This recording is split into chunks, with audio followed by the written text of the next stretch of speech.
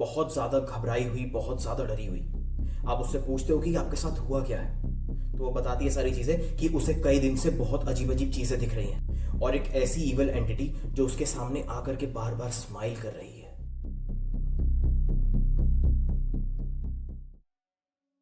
Hallucinations एक ऐसी बीमारी जिसमें माइंड साथ में खेलने लगता है। ऐसी ऐसी चीज़ें दिखने लगती हैं जो कि रियलिटी में है ही नहीं, और फिर जिसको ये हुआ है वो जाता है कंफ्यूजन में कि रियलिटी आखिरकार है क्या। इमेजिन करो that you are a psychotherapist. आपके पास एक पेशेंट आती है, बहुत ज़्यादा घबराई हुई, बहुत ज़्यादा डरी हुई। आप उससे पूछते हो कि आपके साथ हुआ क्या है, तो वो बताती है सारी चीज़ें कि उसे कई दिन से बहुत अजीब अजीब चीज़ें दिख रही हैं, कई सारे ऐसे फेसेस जो कि रियलिटी में है ही नहीं, और एक ऐसी इविल एंटिटी जो उसके सामने आकर के बार बार स्माइल कर रही है, बहुत ज़्यादा इविल स्माइल। पेशेंट आपके कैबिन में अकेले हो और अचानक आपकी पेशेंट बोलने लगती है कि वो एंटिटी अब यहाँ भी आ गई है। और फिर वो पेशेंट बहुत अजीब अजीब सी चीज़ें करने लगती है, आउट ऑफ कंट्रोल होने लगती है।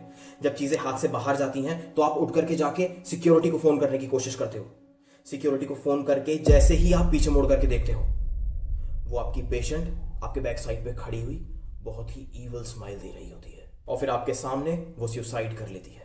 ये चीज़ किसी के लिए भी बहुत ज़्यादा ट्रॉमेटिक होगी, इसलिए आप 1-2 दिन का रेस्ट ले लेते हो, और 1-2 दिन के रेस्ट के बाद जब वापस हॉस्पिटल ज्वाइन करते हो तो एक पेशेंट के लिए रेगुलर चेकअप करने जाते हो, और जब उस पेशेंट को बाहर से देखते हो तो वो बैठा हुआ वही ईवल स्माइल कर रहा होता है जैसे आपकी लास्ट पेशेंट ने की थी।